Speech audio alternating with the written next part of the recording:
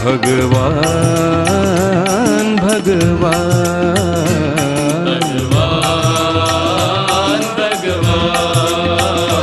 हे परम दयालु साईनाथ,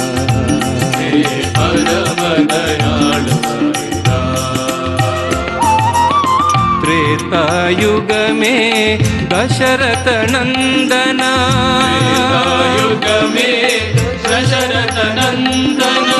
द्वापर युग में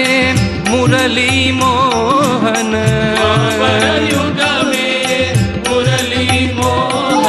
कलियुग में साई नारायण,